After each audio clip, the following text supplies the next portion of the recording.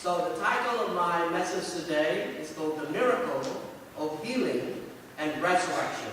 And we are going to find this in the Gospel of Mark, chapter 5, verses 21 to 43.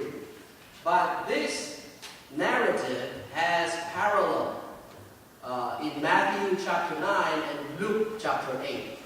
So it's the same story, okay? But I prefer the Gospel of Mark because there are some phrases that you don't find in the other two Gospels, like Matthew and Luke, okay? So, 3 points that I'm going to share with you today. And number 1 is the displayed faith. So we are going to look at first the displayed faith of the Father. And this Father that we're going to find is distraught. Look at verse 21 and 22 of our text. When Jesus had again crossed over by boat to the other side of the lake, a large crowd gathered around him while he was by the lake.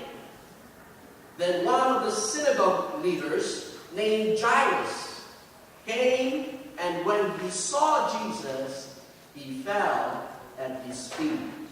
So the first person to meet Jesus today is a prominent religious leader. Actually, Mark introduces him as the ruler, or I would say one of the leaders of the synagogue. So, if you're the leader of the synagogue, usually they call this in some of the Gospels the ruler of the synagogue. This man was well known by the people and very respected.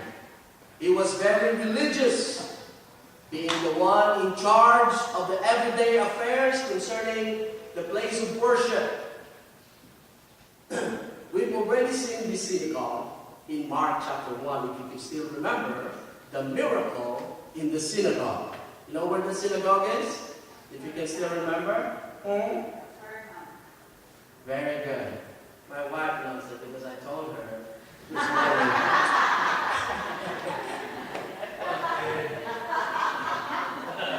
Because she was asking me this morning. We have thousands of pictures in Israel and you don't show them. And I said, well, they already saw it. He said, why you only show so few of them? Well, I said, it's going to be the same place today. Capernaum. So they saw it already. So you saw this synagogue. Amen? I've shown you the picture of the synagogue, and I could have shown you here, but you can Google it if you want. It's the only synagogue in Capernaum. Remember, Capernaum is a place that is uninhabited. Okay, nobody lives there. There's only an old synagogue there, and of course the house of the mother-in-law of Peter was there, as part of the museum. But that's about it. Okay. Now, in that synagogue, if you can still remember, Jesus preached there. To preach in a synagogue, you need to be invited by the ruler of the synagogue. And I believe that Jairus had a good relationship with Jesus. Remember that Capernaum became the headquarters of Jesus' ministry during his time here on earth when he was doing his ministry. That was his headquarters. So, Jairus knows Jesus. And Jairus had no doubt because he witnessed the miracle that Jesus did in the synagogue. The casting out of the evil spirit. Remember that?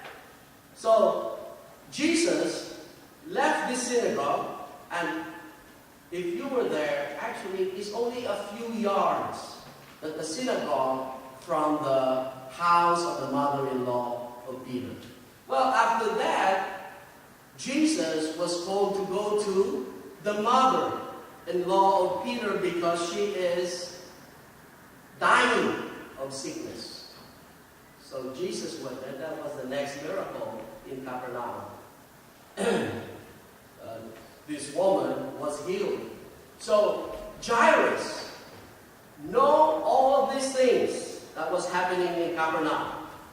He believed that Jesus could heal his 12-year-old daughter. After all, if Peter's mother-in-law was at the point of death and Jesus was able to heal her, Jesus can do the same to his daughter, who is also at the point of death. Now, look at verse 22 again. Then one of the synagogue leaders, named Jairus, came, and when he saw Jesus, he fell at his feet. You see, in Jewish culture, grown men like Jairus, and with his position in the synagogue, you will never see them do that. Okay? What did he do? He fell at Jesus' feet. You know, in Jewish culture, you don't do that because you only fell to God. You fell at your feet only to God. But look at this. Men of stature. You know, during those times, they wear long robes. You know, some people, they have to, you will see in the pictures that they wear, if you're a poor person, you wear those just below the knee kind of clothing. But for men of stature, they wear long robes, okay? And they didn't show a lot of emotion, so that's how they look like. They would never run or appear in a hurry. But this man, Jairus, is a distraught father. Here he is, a great leader, utterly humbled by a desperate need. In that brokenness, in that humiliation, he publicly throws himself down before this simply dressed Jesus. You see, the Greek word for fell in the Gospels, Luke and Mark narratives is pipto, which means to fall down or to throw oneself to the ground as a sign of devotion before a high-ranking persons or divine beings, especially when one approaches with a petition. Now, the reason why I mention this is because in the Gospel of Matthew used a different word for the word fell. It's the word proskuneo. Well, it's a little bit the same meaning, except that this is to worship. You know, to prostrate oneself before, and to welcome a person respectfully. In coming to Jesus, Jairus, the synagogue leader, is recognizing that Jesus can do what great men cannot. That the power of God is in Jesus to do mighty things. Look at verse 23. He pleaded earnestly with him. My little girl is dying. Please come and put your hands on her so that she will be healed and live. Verse 24, so Jesus went with him. A large crowd followed and pressed around him. Have you been in that situation? Desperate, exhausted with worry, sick with concern. You see, this is not just a daughter. The Gospel of Luke, chapter 8, verse 42, tells us that this is an only daughter. Unica hija. Okay? One and only daughter. Look at verse 42 of Luke chapter 8. Because his only daughter, a girl of about 12, was dying. See, the Greek word here is monogenes. Only one. So you get the idea that she is the apple of her father's eye.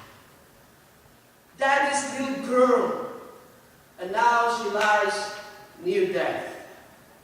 She is 12 years old. You see, here in our culture, we would consider her a child.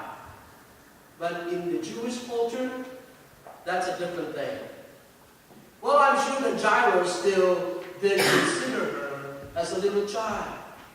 But girls were considered adults at 12.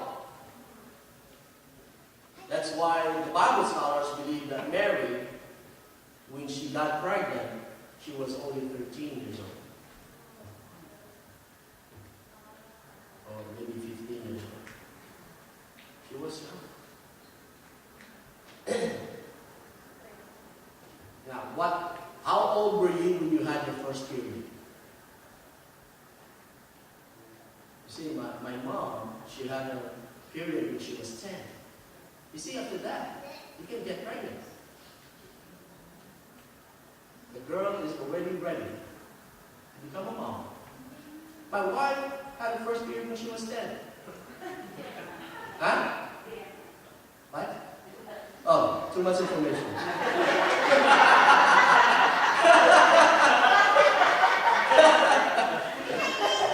Hey, we're all adults here, right?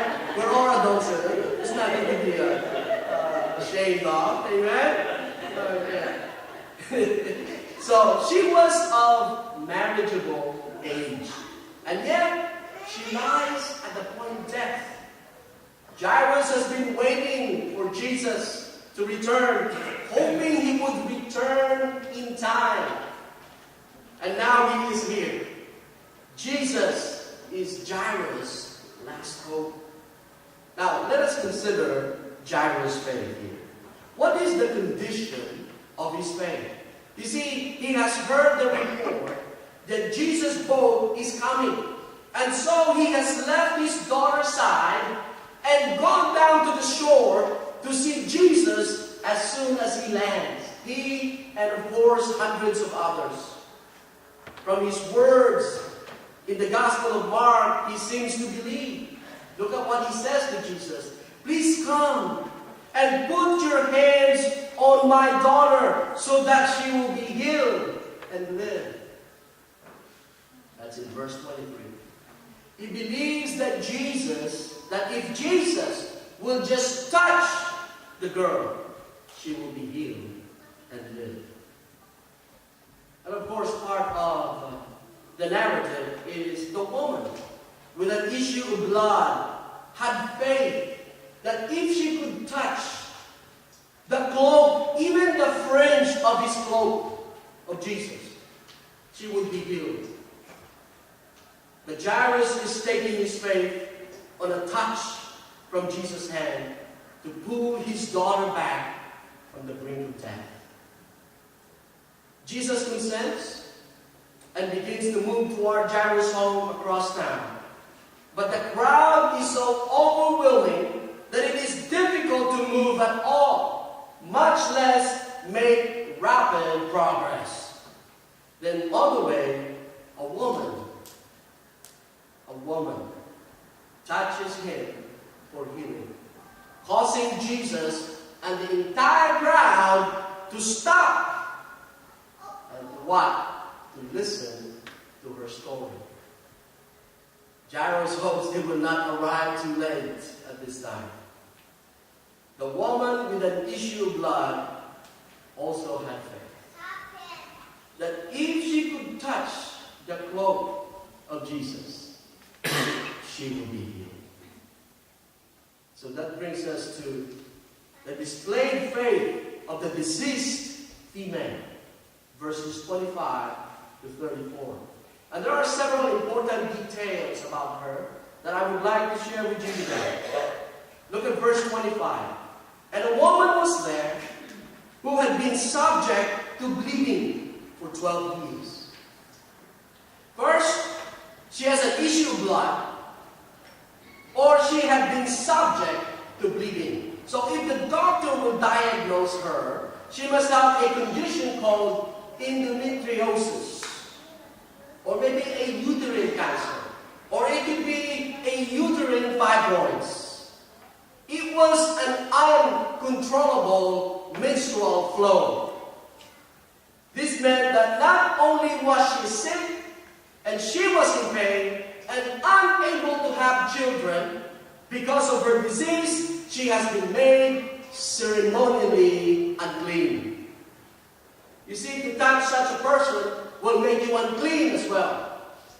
Someone declared unclean could not enter the place of worship or have contact with anyone else until the disease was cured.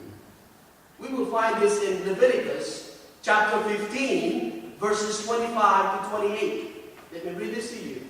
If a woman has a loss of blood for many days, and it is not during her regular monthly period, or if she continues to have a loss of blood after her regular period, she will be unclean. And she is during her monthly period.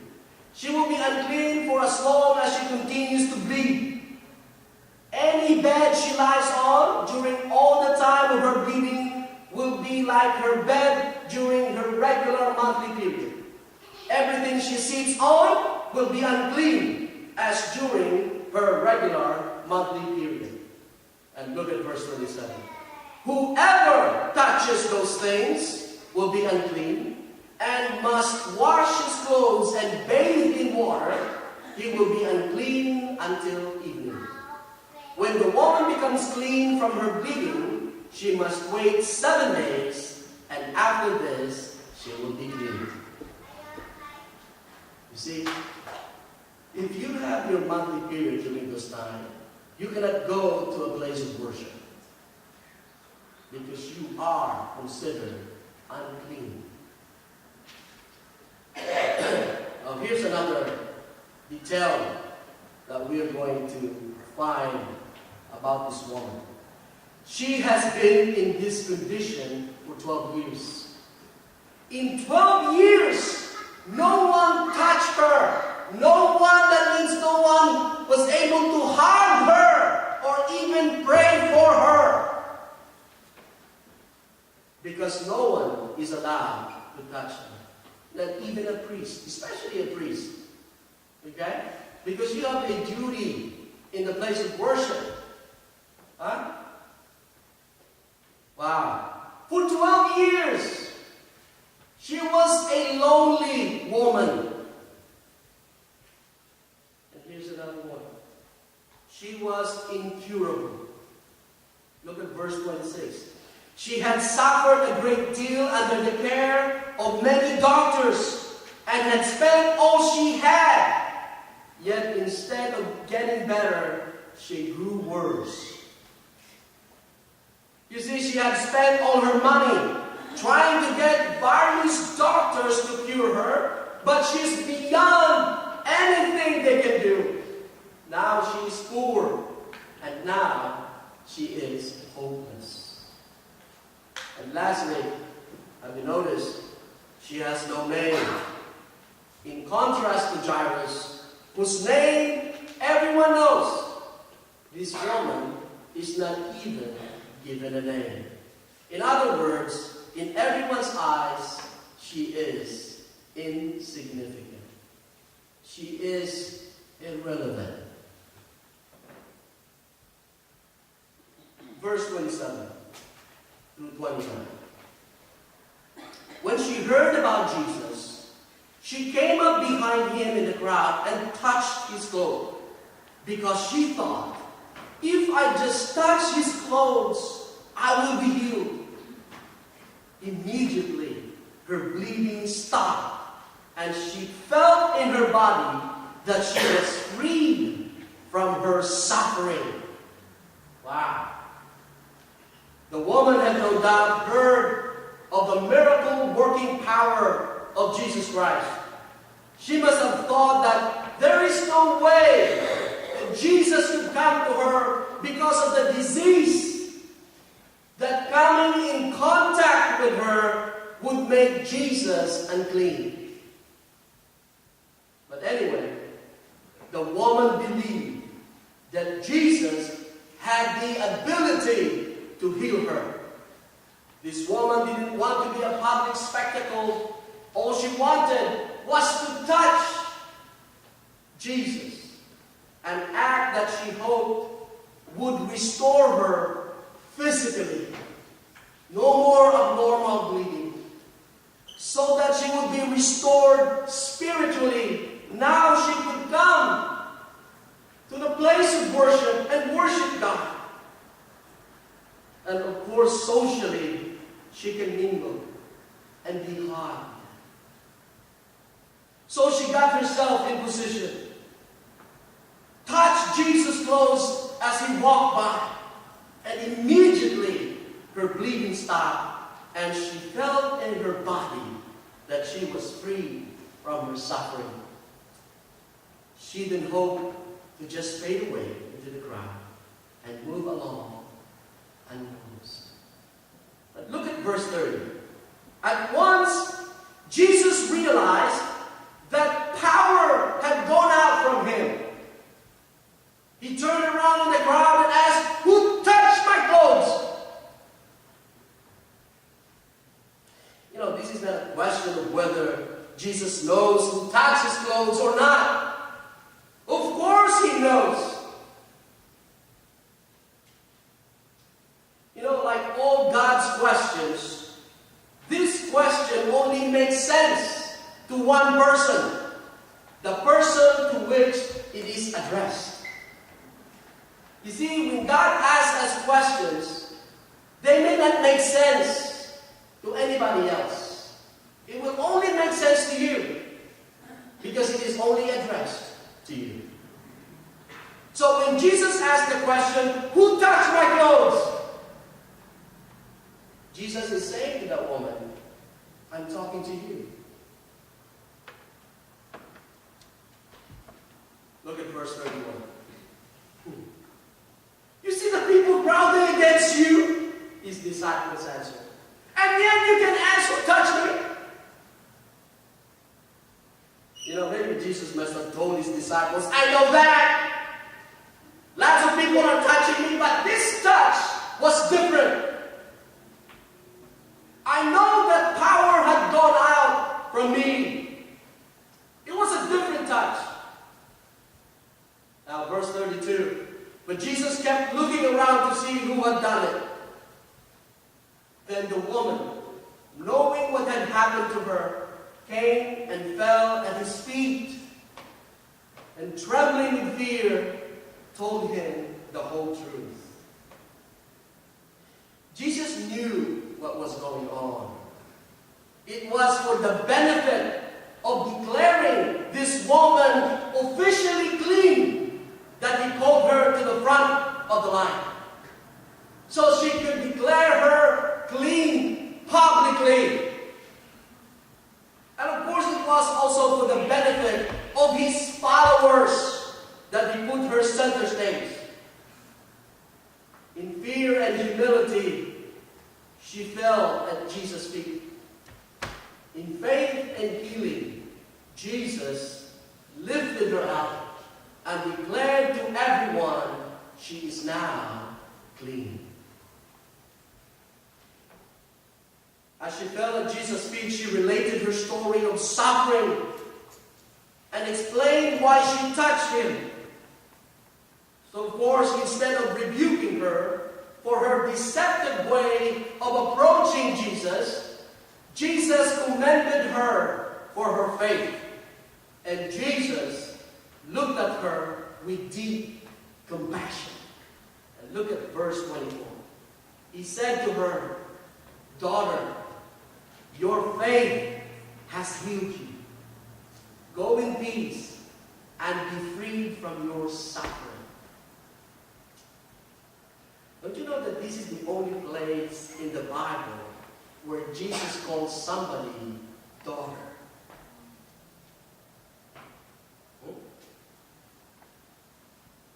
The word is thugate.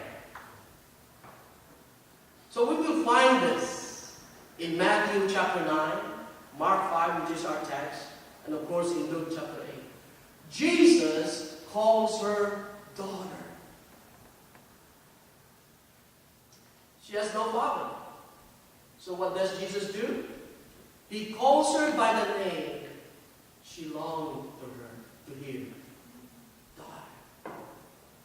Perhaps even more than physical healing, she needed to hear from a father, her father. Just Jesus steps in and does what no one else can. He takes on the role of Jairus in her life. And this woman heard the voice, perhaps for the first time in her life, of a man who is safe, strong, good, and loves her. A father. Yes, she is clean. Yes, now she can go to the temple and worship. Yes, now she can mingle with anyone without making them ceremonially unclean. But this also means so much more. She has a father. And Jesus says to her, your faith has healed you.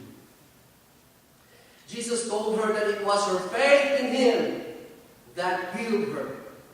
Her desperate faith that told her Jesus can do this.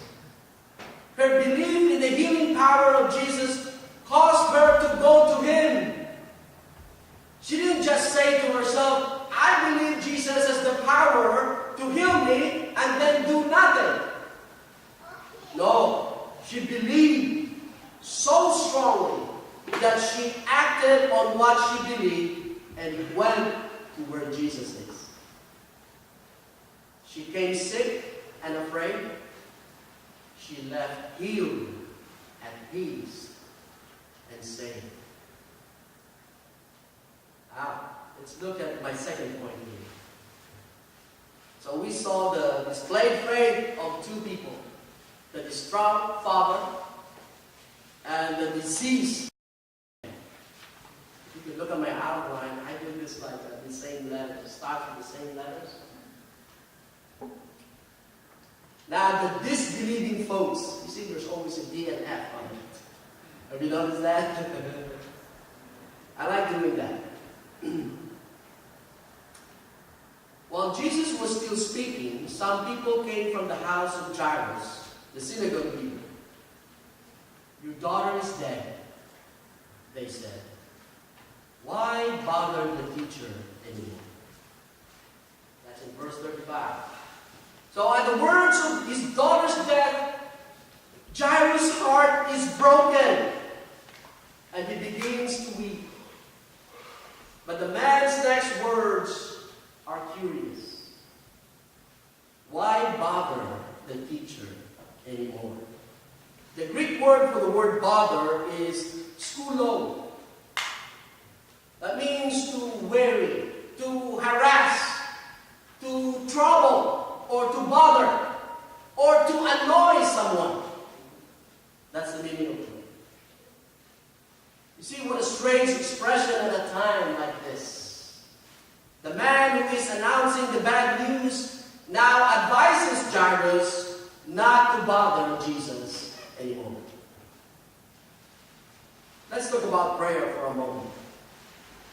Does God view our prayers as an imposition on His time?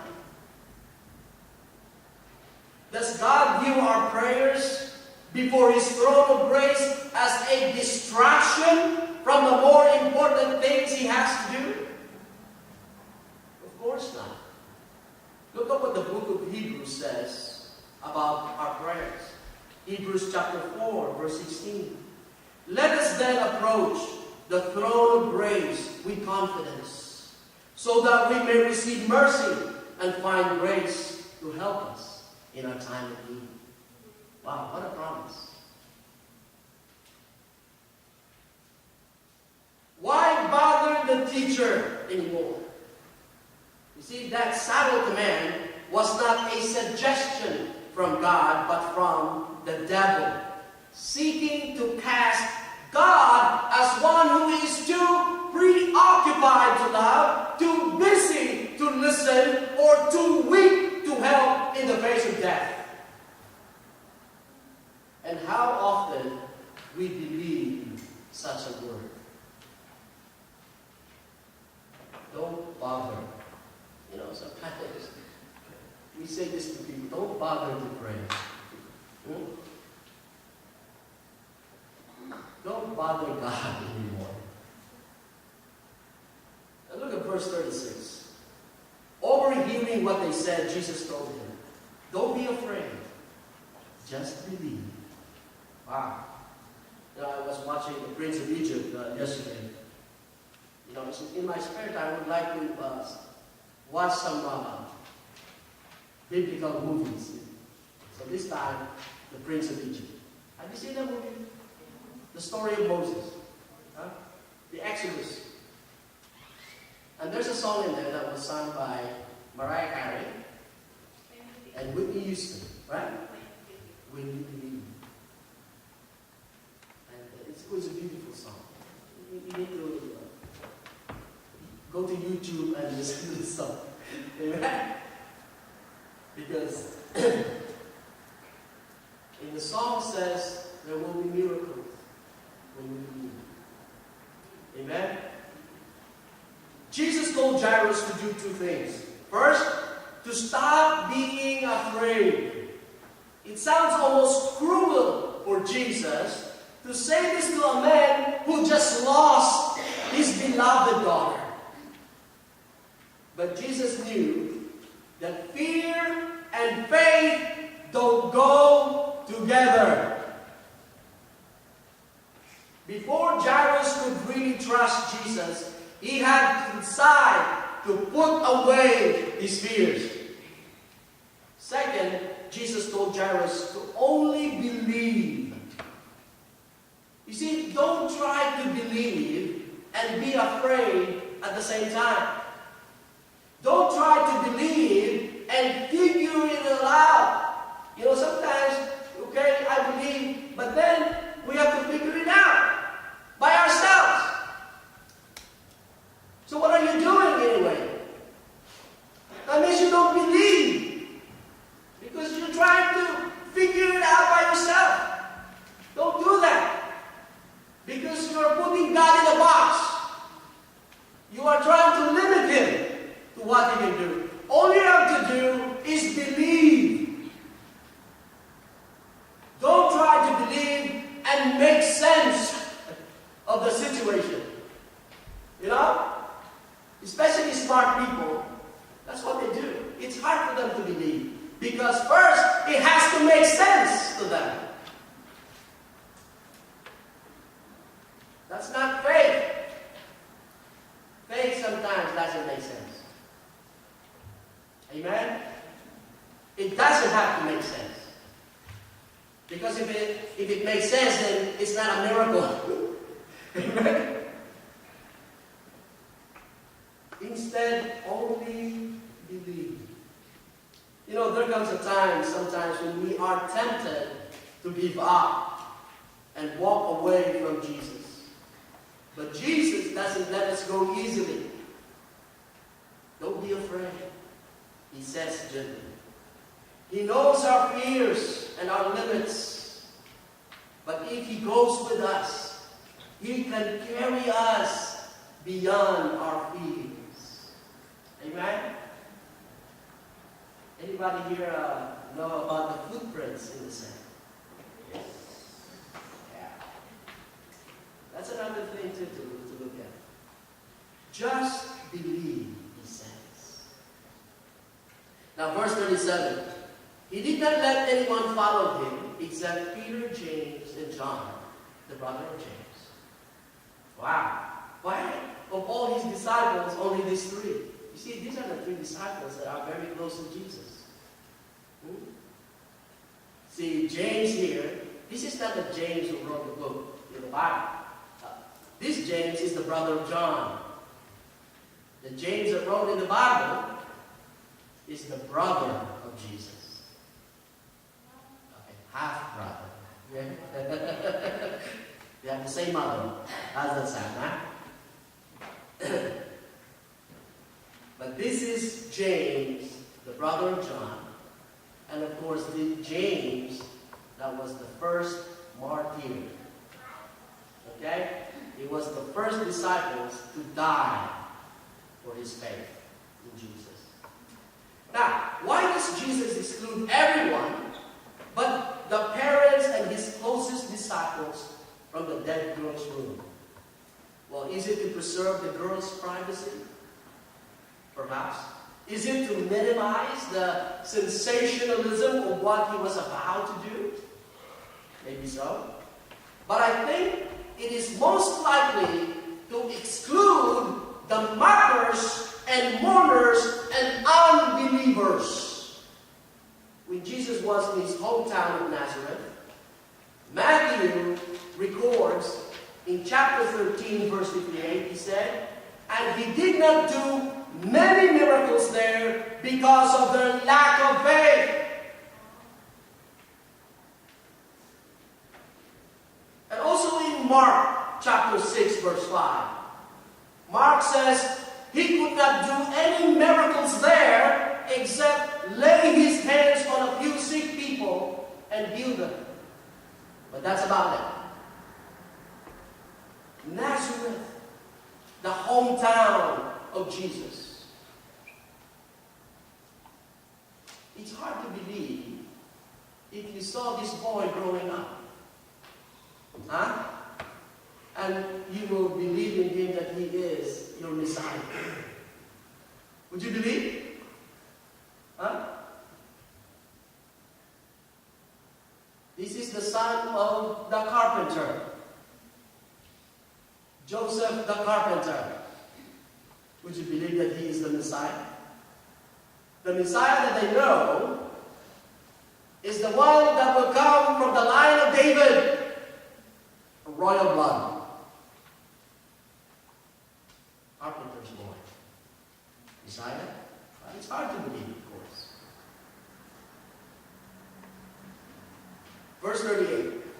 When they came to the home of the synagogue leader, Jesus saw a commotion with people crying and wailing loudly. He went in and said to them, "Why all this commotion and wailing? The child is not dead, but asleep." See, they saw the girl's stillness from a man's perspective. They knew death. They knew its finality and coldness. The girl would probably be buried before nightfall, because that's how they do it. They don't keep the corpse, because they don't have those kind of embalming like we have today. But Jesus saw the girl's stillness from God's point of view. Asleep. A temporary condition from which she would soon awake. So whose perspective was right? Is it the man's perspective or God's perspective? You see, it all depends upon what you are trained to see. Dr. Ralph Wilson, one of the Bible commentators, he made a commentary on this passage saying that to the untrained eye, a painting can be good. But to the trained eye of the one who knows what to look for, it can be declared a masterpiece. The untrained ear listens to a symphony and declares it great music. But the trained ear of a conductor can pick up the voice of each instrument. You see, our faith must be trained too. That's what Peter, James, and John were doing in the room. They were in training. Training to have faith beyond the obvious. Faith to hear the voice of the Father says what His will in the situation. Faith to speak the word of faith that brings God's will into reality. Jesus desires our faith to execute on earth the will of the Father. In this verse, we see not only faith, but laughter.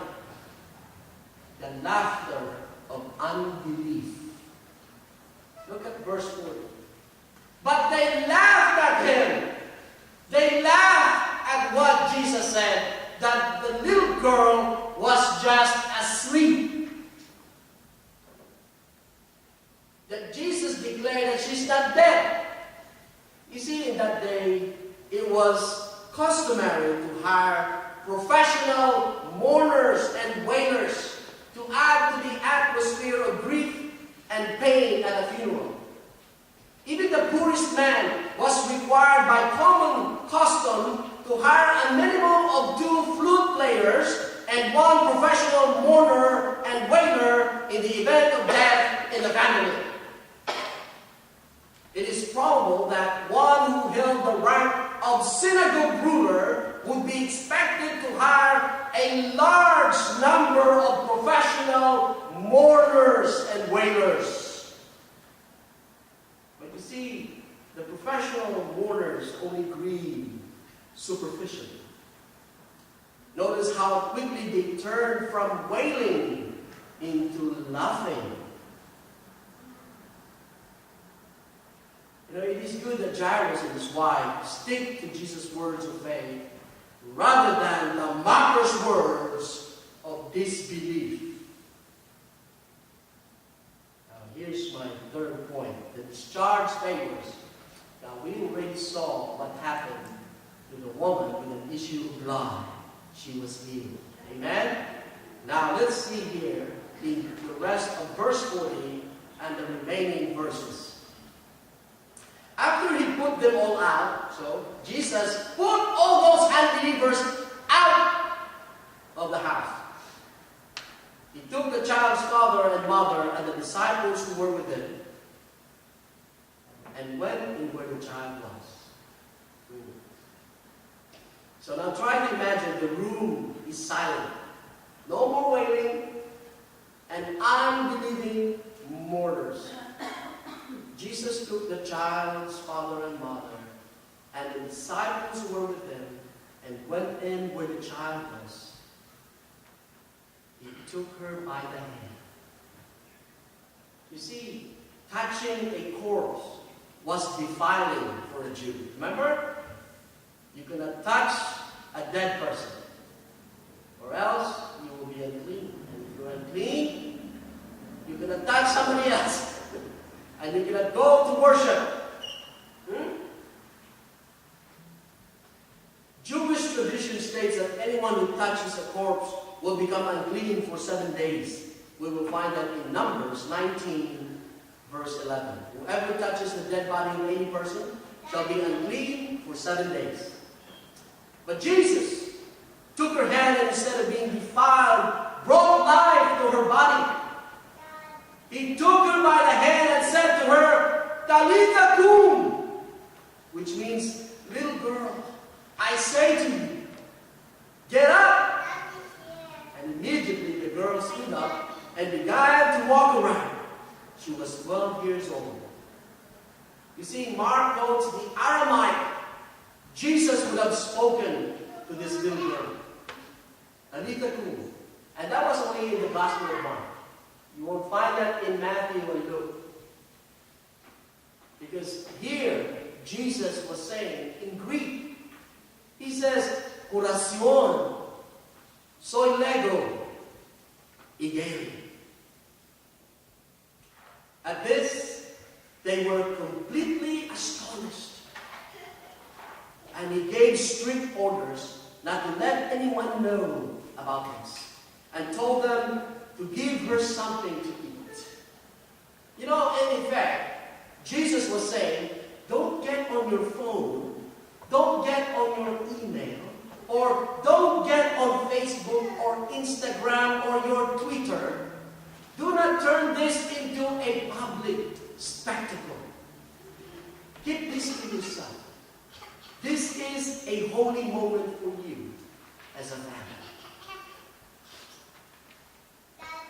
As I conclude this message, let me show you some contrast between Jairus and the woman.